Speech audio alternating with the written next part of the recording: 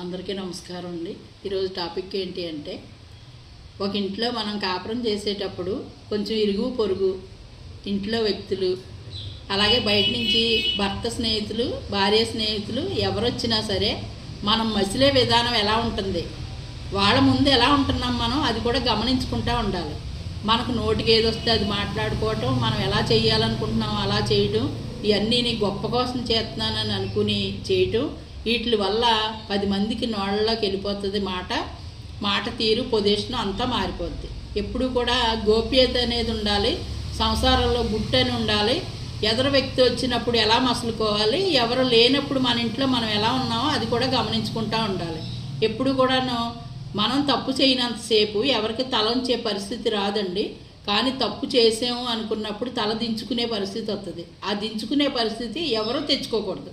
ఆడవనివ్వండి, మగవనివ్వండి, ఎవరైనా సరే.